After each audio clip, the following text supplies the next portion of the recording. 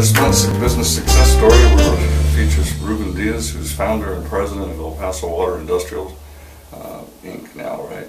I don't know if you want services to Craigslist for the longest time. I'm Paul Diaz.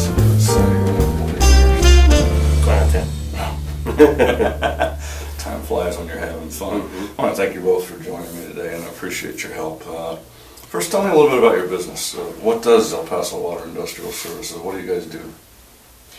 We're a regional company that is involved with mechanical and chemical water treatment applications for commercial and industrial facilities. Both in El Paso and Juarez, right? We have a facility, a full-fledged Mexican company that operates out of Ciudad Juarez, Mexico. I wasn't planning on heading that way actually, but that creates a whole different set of problems, does it not? Yeah, you gotta be familiar with Mexican law. The entity is totally a Mexican company, and it's like anything else. You got to have good support services, a good accountant, one over there that knows Mexican the laws in accountant that knows the laws, good attorneys, and a good relationship with the bank. Okay, that helps. When did you start your business? 1979. 97. 1997. 97, 79. So 97, you've been going, what, math is a little off, but 16 years. 16 years, going on 16. Yeah, okay. What, you're up to 14 employees? How many employees do you have now? Here in El Paso, we're sitting at about 14, and then in Ciudad Juarez, we're sitting at 22. Wow, okay. Did you ever think you'd get to that far when you started? No, definitely not. This was just you, wasn't it? Well, you had a partner. Originally, we started off with a partner. Ended up going through a nasty experience and bought out my partner. You know, one of the things that we did right all the way from the beginning was making sure that I had the controlling interest in the company. I had 51% of the company, and my partner had 49%. And so basically, the decisions and which way the business was going was mine, and I set it up that way intentionally. It eliminated a lot of problems. I think that's a key point, because I see too many people, too many businesses, it's 50-50 partnership, which means nobody's in charge. Unless you can, I mean, you can make that work, but you have to put somebody in charge. It really does, yeah. I mean, you started, you had the vision, right? You had where were you before you started the business? What were you doing? I worked for a competitor, and basically, the company was not doing well. I saw the writing on the wall and initiated quickly, because it was going to happen quickly, that they were basically going to go down. I was going to be out of a job. We initially started out of the garage in my house, my partner and myself, and had a lot of people help us along the way, and we are at the level that we are now, which we dominate the region as far as the areas of water treatment that we do. What's your annual sales? I'd rather not go into that. Okay, we won't go there. Yeah, your main customers, I don't want names, but I mean, what do they do? What's a typical customer, or larger ones? How does the water treatment come into it? Most of our customers are Fortune 500 companies. Really? Okay. Yeah, either in the U.S. or in Mexico, with entities in Mexico. That's one of the things that impresses our bank, is that we have no delinquency. And it's because of the type of customers that we deal with. We deal with Ford, we deal with General Motors, refineries. So the water treatment you're doing is more in the manufacturing process, mostly. The majority of it, yeah. 90%. Yeah. Ruben, when you started the whole company, you were basically doing the same thing everybody who starts a company was. You were the president and the janitor, right? Correct. Yeah, I'm assuming you've outgrown now. What's your job? Well, basically, what are your job functions now? As the president of the company, I oversee the day-to-day operations of the business, projections, building relationships with the bank, very, very critical. We currently are with United Bank of El Paso del Norte. We deal directly with Ray. And Ray does an excellent job in supporting our organization. And that's very critical to the growth of any company, is to have the support of a bank. Mm-hmm. We've dealt with several banks along the line, the local banks and the big national banks, and we find that for small business, especially us, the small local banks have been more responsive to our needs. Yeah, in our August issue, we actually interviewed Ray on the what the banks can do, and I agree with you, obviously. Paul, you've been with them for, you say, 10 years. What's your job title? What do you do? Well, my official job title is vice president, but really it's more on the equipment technical side of the business, I guess you could say, is where I'm strongest in. And that consists of overseeing all of the technical aspects on both the service and the equipment side of the industry. We do in-house engineering and so forth. We have our own engineers on staff, and that allows us to go in and custom engineer, custom design some type of treatment process for each of our customers. So I oversee all of that, as well as the construction, installation, manufacturing of each of the units that we produce. And you have a degree in engineering, is that right? Electrical engineering. Electrical engineering. So that's really helped you since you came on. It opened up, what did it do? I mean, I basically think it opened up other areas you really weren't comfortable, or were you doing it before and it just expanded what you were doing? Basically, it opened up the doors to us becoming more aggressive in the marketplace as far as the equipment portion of our business. We have 4 categories of sales. One is consumables. Items that we just buy, don't touch, turn around, resell. We have the manufacturing, which is the big growth area that has happened here in the last 3-4 years. And that's primarily because of Paul. We also have services that we perform.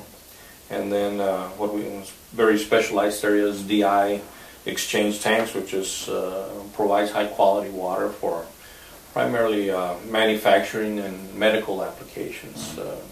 Hospitals. Paul, being with the organization, probably quadrupled the sales in equipment, and put us in a category where we're going after the bigger projects, which something that we didn't do before. And essentially, I would put our engineering staff and our capabilities up against any of the big guys, and the big guys, unfortunately, are quite a bit larger than us. Well, both fortunate and unfortunate, I should say. And they're multi-billion-dollar companies that operate throughout the world, and we're a small company from El Paso, so it allows us to be extremely competitive in the marketplace and provide the same quality or better quality products. Yeah, there's an argument either way. The fact that you're small allows you to do things that those guys can't do. You can react a lot faster. So, right. In today's economy, in today's world, I'm not so sure that's wrong. You know, your job is more in the sales area, or do you both sell? We both sell. They both sell, so you both have your own release. And sales-wise, my dad kind of focuses more on the service side of the business, kind of the recurring revenue, I guess you could say, is more of his specialty, and then mine's more of the equipment side. Talking about the recurring, that's something I wanted to touch on. I remember, like we talked about before, it was a 2001 .com bust when you were doing a lot of equipment, and that just totally dried up, and you basically reinvented your company, right? When you went kind of concentrated on the recurring revenue. That's helped tremendously, hasn't it? Yeah, we basically went after the 4 categories that we currently operate on, and consumables is a good strong portion of our business, and that's once you sell customer filters, well, then they're going to reorder from you every time their inventory goes down. The service is just about every customer that we sell a piece of equipment to in our region, we end up with a service contract to maintain their equipment. It's definitely has got to be a strong part of any business's plan. In our case, we've been very consistently for several years now strong in the equipment sales. It's unusual that it carries out for that length of time. If it slows down, we can survive. We can pay payroll, we can pay bills, the utilities, our rent, our bank payments, strictly on the services. This is a smart move because you're not.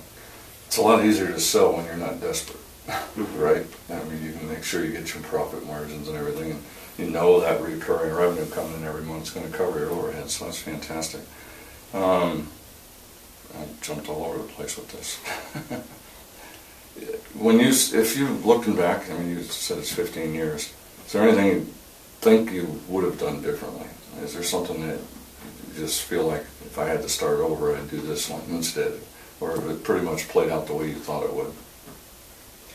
Or is everything basically for a reason? I would have liked to have gone into self-employment earlier in my life. Mm. But just like anything else, you know, it all revolves around the family. Yeah.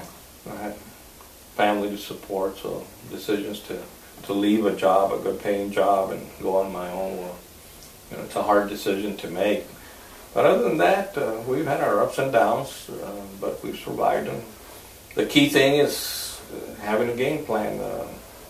We developed through the course of the years a relationship with different financing entities. We started with Acción. We used to factor invoices. Eventually we started developing a relationship with the banks. And that's key, you know, in any business, especially if you grow as fast as we have. You know, sometimes the cash flow situation, you might have it in the account receivable, but if you don't have it in the bank, it's hard to pay bills with that. So establishing a good line of credit is very, very critical to the growth of the company. And you've concentrated, the second time you said it, but I know from dealing with you concentrated on that pretty hard. So you really don't just leave that to chance, and you don't just call Ray when you have a problem. You stay in pretty good contact with him, right? We have a very, very good rapport with Ray. He knows our business. He's been to our facility. He's taken some of his people out there. So, you know, when we talk to Ray about our business, he can picture our business. And to me, that's very, very important that the individual that you're dealing with at the bank has seen your facility, has a concept of what you're doing, knows who your customers are, knows your delinquency structures and so on down the line. He's more apt to go to bat for you when you need some support. Going back to something else, you said you're starting off pretty young in the company. You say you wish you started earlier, and you probably were on the outside. Like 80% of small businesses start when the owner's between 35 and 45, so you were probably on the other side of that. You weren't the 80, but that really probably helped you too, didn't it? Yeah, I've accumulated some very, very strong experience over the years. Probably something that really helped me in the business was I used to work for Gordon's Jewelers, and I used to run a region of stores in Texas, New Mexico, and Colorado, and it was my responsibility to ramrod that 100 and some stores and make sure that they were profitable. Learning how to use a profit and loss statement, projections, and security and inventories and so on down the line. I thought I would never use those skills, but they've made a big difference in industrial water services. Yeah, I've taken a lot of jobs that was hard at the time to figure out how they would ever help me, but you learn something in every job, you know, if you try to figure out where you're going. What are your plans going forward? I mean, I'm assuming your plan, less than 1% of businesses that start actually survive the death or retirement of the founder. Obviously, you guys you're ready. I mean, you've been there 10 years. Do you have any problem, or what do you guys see happening? You're not looking like you're going to retire anytime soon. What are you going to do the same thing, just do it bigger, or are you going to expand into other areas? What are you guys thinking? Or are you not sure, you're just going to see where it goes? No, the company will expand, and we're already in the process of that. And for instance, we've been trying to open up another office in more of central Mexico rather than northern Mexico, where we're concentrated right now. And we've hired people to be able to do that. But every time we hire people, we end up needing them to stay in Juarez because we can't afford to send them out because of the growth in business. So, and the plans are there for expansion. And as far as we're concerned, the sky's the limit right now. And we go to bat against all the big guys that everybody knows as a household name, and 9 times out of 10 it seems like we win those battles. So right now it's more so a matter of finding the time and the correct people to expand, not so much when and if we're going to expand. And even though you're in Mexico, you're really dealing with U.S. companies all the time. Yes, I have 95% are. Yeah, so they're going more into central Mexico? Oh yeah, I mean, Mexico's a manufacturing country, that's all it is. I didn't realize they were going that far down because I knew you were basically going there. Family? tough to have a family business. Your wife works with you too, right?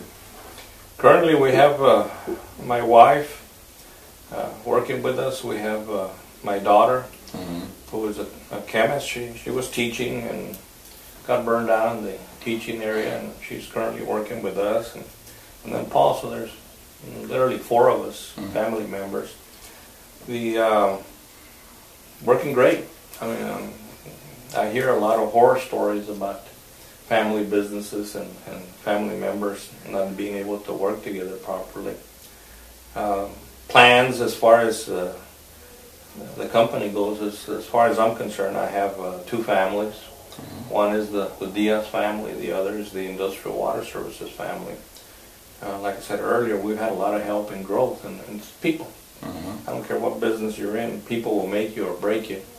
We've had the help of a lot of good people, and my personal and professional plans are that I take care of the Diaz family, and that we also take care of the Industrial Water Services family. So our plans are for the business to stay in the family.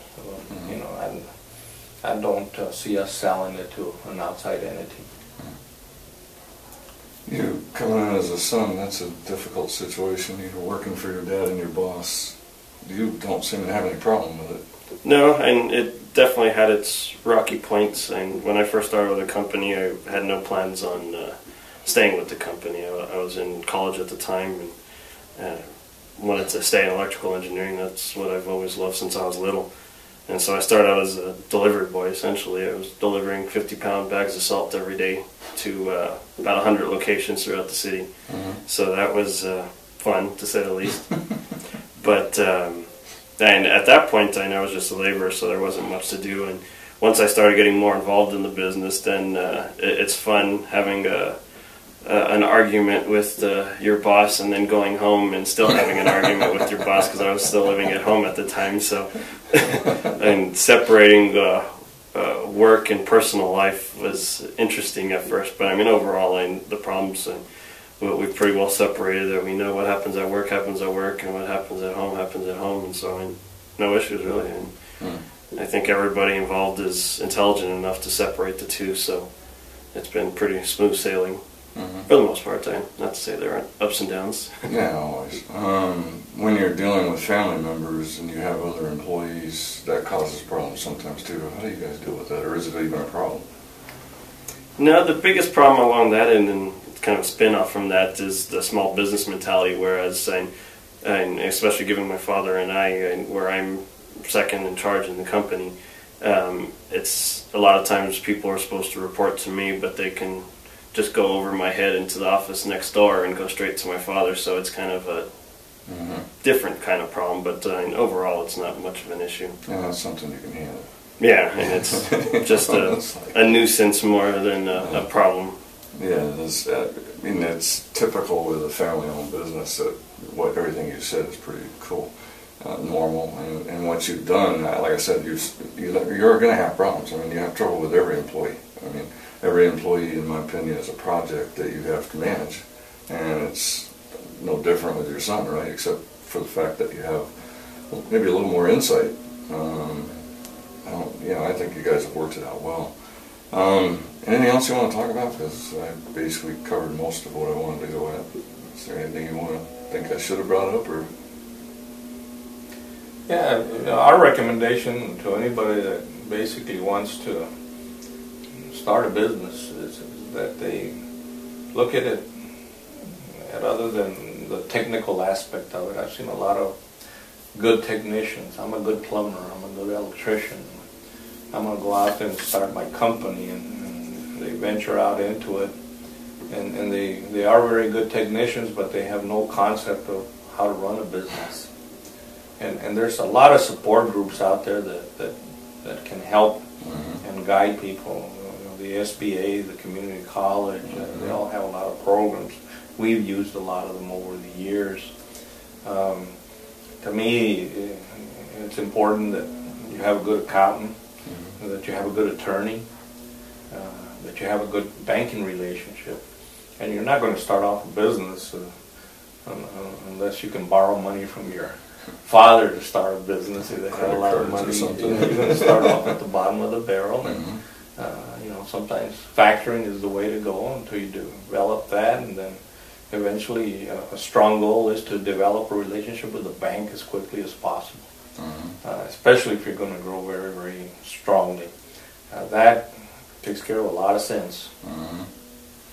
No, what you hit is true, and it's part of the reason for the magazine, actually, because all the studies show the biggest thing that separates, assuming what you, like you said, I'm assuming that that both parties are good technicians, and that's literally most of the business. You can get the job done, is what I'm trying to say. Same with CPAs. I learned it too. There's a big difference between being a good CPA and being good at running a CPA firm. Two totally different skill sets that I'm still trying to learn after 20 years, because it just keeps changing. But the biggest thing that we see every time is the ones that succeed are the ones that learn how to run a business, that get the knowledge that's there, because the ones that fail, they don't think it's necessary. And, obviously I'm assuming that they're both putting out a quality product, because if you're not putting out a quality product, you don't belong there anyways. But I think what you said is great. Paul, anything, or we're all right? Nothing I could think of. We covered quite a bit. I do thank you for your time, and good luck in the future. Thank you.